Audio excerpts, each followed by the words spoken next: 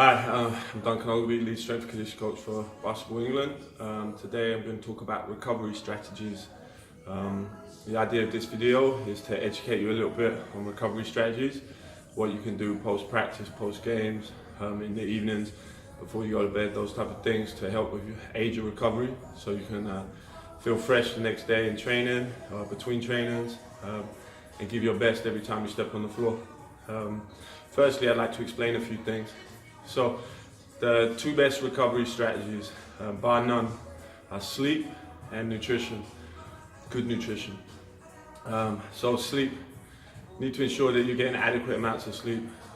So if you're going to bed at midnight, waking up at 6, only getting 6 hours, okay? And if you're on the PlayStation, on your phone, half hour, 20 minutes, 10 minutes right before you fall asleep, again, it's a lot of light interference, bright light, messing with stimulating your brain, stimulating your senses, so therefore it'll take longer to get into that deep sleep where the best recovery happens. So ideally we get 8 hours minimum per night of sleep, and we switch off our phone at least half hour before we go to bed. Try and sleep in a pitch black room so there's no light interference, so wearing blinders on your eyes, and if you're sensitive to sounds, put some earplugs in. And then when you wake in the morning, have a gradual alarm. Try not to wake up full straight away. Gradual alarm, bring you out of that deep sleep, feeling fresh in the morning. Okay, so that's number one priority. The second is nutrition. We need to make sure we're eating the right amount of stuff and the correct amount of stuff. Now, there's plenty of resources out there about adequate nutrition and what is good, what is bad, what you should be aiming to have pre and post practice and games. So there's lots of resources that Basketball England have provided, so please search out those, and then I'll look some up and put some links in this video for you to find some stuff online, some reliable sources. So two most important things, sleep and nutrition. We get those sorted, then we can look at other things like hot and cold therapies, manual therapy like foam rolling, stretching, those sort of things. But the two most important things, sleep and nutrition, get those handled, and then we're well on our way to sorting out our recovery. Okay, so now the next part of this video, I'm just going to talk about some different strategies we can use post-practice and etc. And then I'm going to talk you through, demonstrate some stretches, some foam rolling, some myofascial release, some self-release stuff using tennis balls. So hopefully you'll enjoy it, you'll get something out of it, and yeah, thanks for listening. Okay, so let's look at some recovery strategies. So we finished practice, we finished games, finished our weight workout. What can we do to aid our recovery? Okay, so we've talked about nutrition already. So maybe a post-workout nutritional snack, to get the macronutrients we need to recover quicker.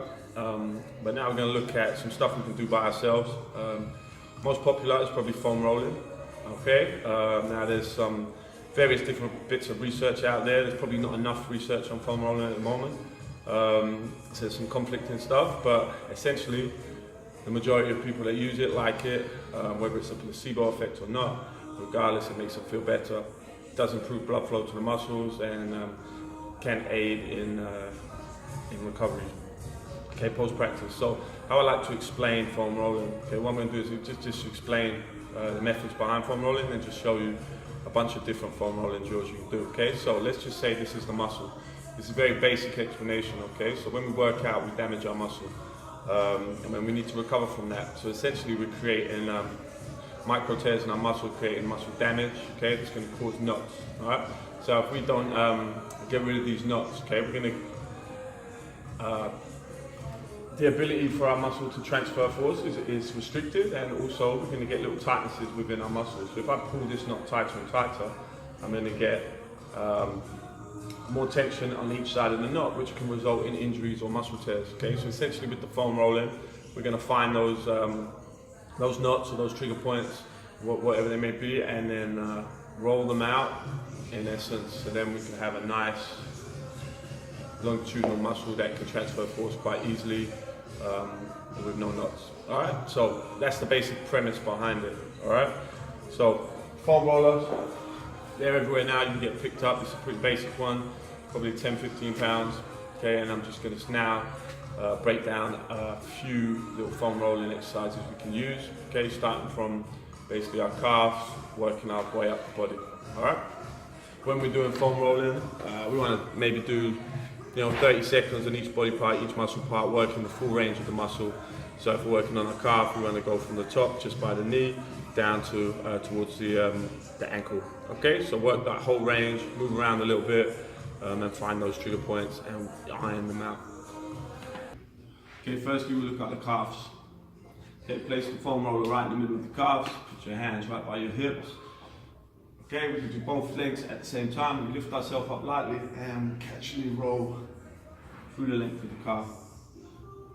Okay, like I said, knee to ankles. Okay, that's pretty easy. Remember, move to the sides, get that whole range of calf. Okay, we can then double it up, so we can go one leg at a time, put a little bit more pressure through that muscle. Okay, now I'm feeling a little tightness here, so I'm just going to work through that range on that tightness.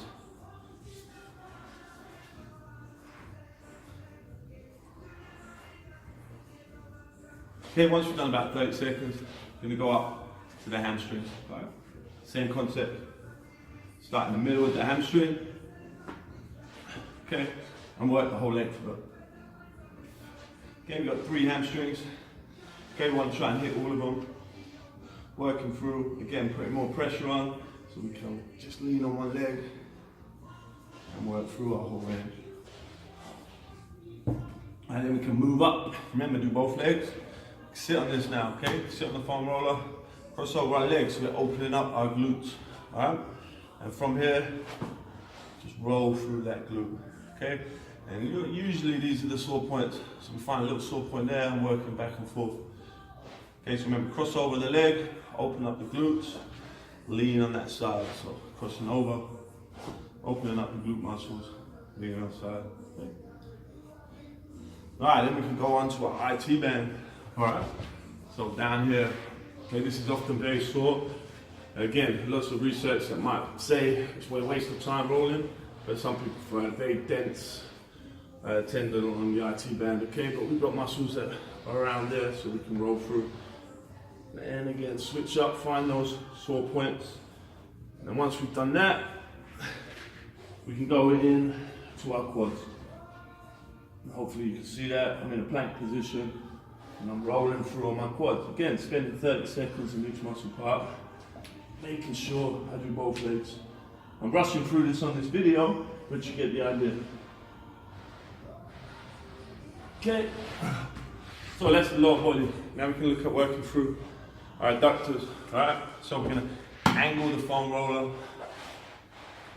bend our leg through, and work through our adductors. Same concept. Okay, often the adductors get nice and sore or strained through lots of lateral movements, defensive slides, so worthwhile paying attention to it. Okay, so that's our lower body series. Okay, so showing you the lower body series. One thing I didn't mention is you don't want to roll over bone, okay, for obvious reasons. You don't want to crack any ribs, cause discomfort. So just focusing on the muscles, the area where the big muscle bellies are, go the length of the muscle. Okay, working up the chain now. We're going to do some thoracic spine work, okay?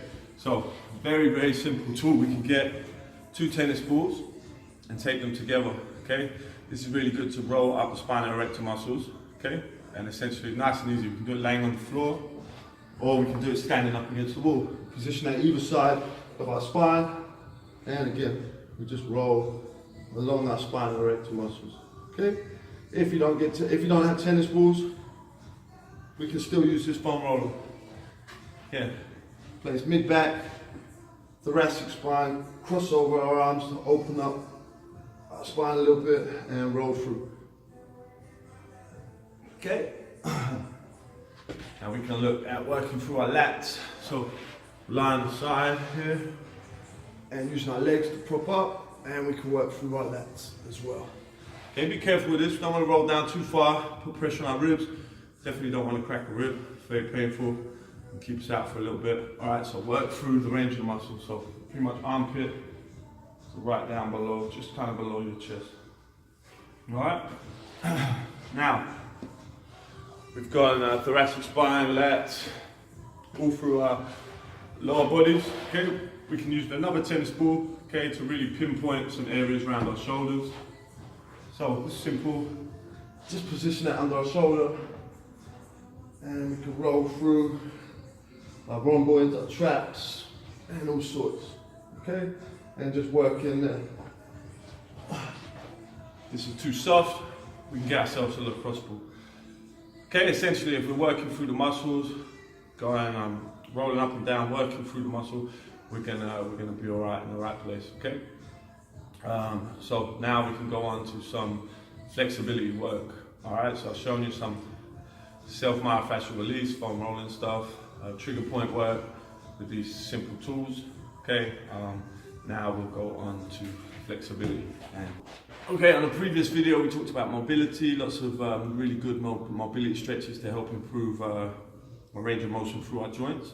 Okay, now we're going to look at post-workout, a long, 30 seconds plus stretching of the muscles to improve our muscle length. Okay, cool the muscles down a little bit and recover from our workouts. All right. So when we stretch, we want to be in a nice relaxed position. We don't want to force the stretch. Okay, we don't want to battle against it. The idea is we're calm, we're relaxed, we have a nice breathing pattern, deep breaths in, big breaths out. Okay, and then hold the stretch nice and relaxed. Okay, for 30 seconds or more. All right, that way we're gonna have a positive influence on the length of our muscle. Okay, any shorter, we're not gonna really make any difference. Okay, so we can do very, very basic stretches. I'm sure you've seen hundreds before, but here's a few that you might not have seen. All right, so with a simple band, we're gonna stretch out our hamstrings and our adductors. Okay, and our abductors and a bit of our glutes. All right, so wrap it around our foot. Now, safety first, wrap it around twice, because you don't want it flinging off and hitting you in the face. Okay, I don't have the world's most flexible hamstrings, but we're just going to relax into that stretch, keeping the other leg straight, and hold that for up to 30 seconds. Okay, point that toe down towards you so you can get a nice stretch through the calf as well. Okay, try and lock that out. Okay, you can bring it in a little bit more, bend the knee slightly, then push out, try and get a better stretch. Alright, fast forward 30 seconds, we're going to allow that leg to fall over. Okay, and we're going to get stretched nice through our glutes as well, but also through our hamstrings. Alright, keeping those shoulders down. Alright, and again, fast forward 30 seconds.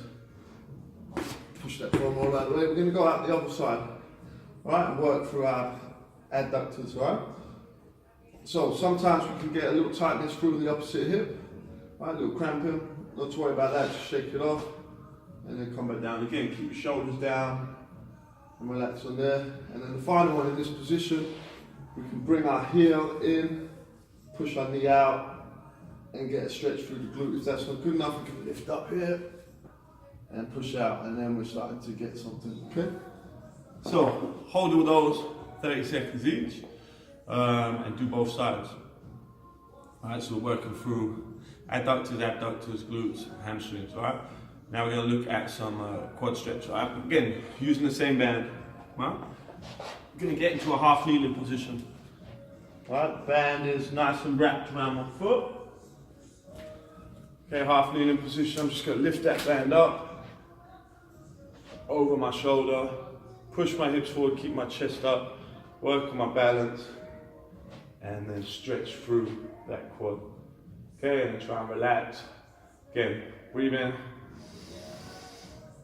Deep breath in through your nose, hold, and then out through your mouth. Okay, similar to how we breathe in a yoga class. In through our nose, open up our lungs, try and get that belly fat. Okay, we want to breathe through our belly, not our chest. And then out through our mouth. That will really reduce our heart rate, calm us down, and allow us to sit into that stretch and get a better stretch. Alright? So that's one for the quads. Alright? And now I'll show you a final one for the lower body. Alright, that you might not have seen. Again, loads of stretches out there, but the idea is that I'm educating you on how to hold the stretches, not just 10 seconds, move on to the next one.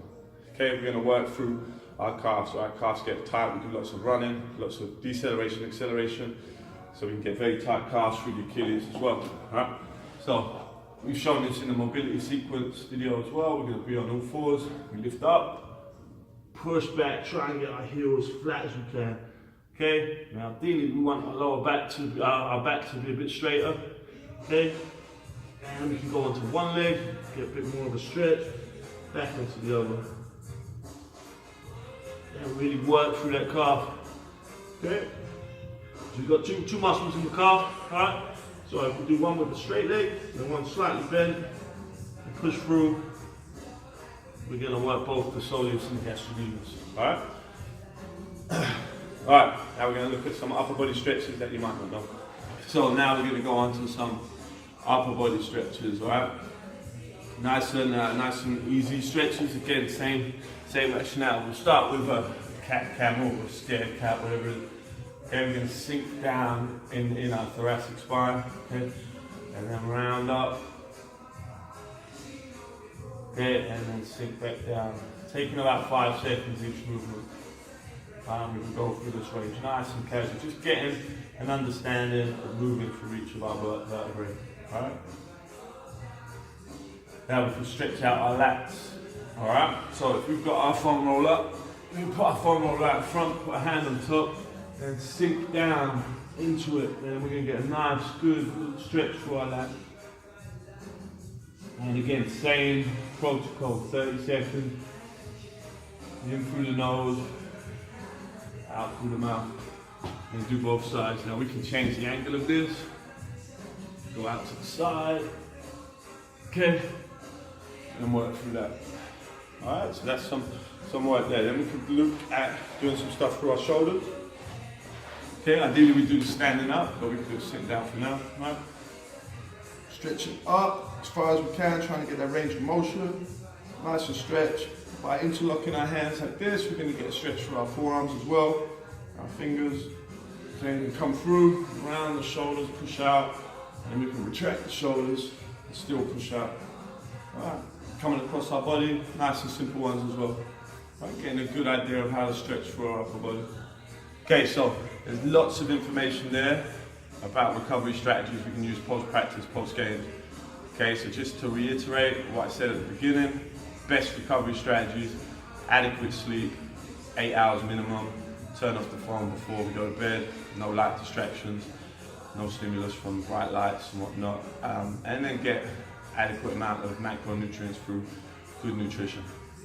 All right, then we can go into foam roll-ins, okay, trigger point therapy, stuff like that, then into manual stretching, using bands or just our own body weight, okay?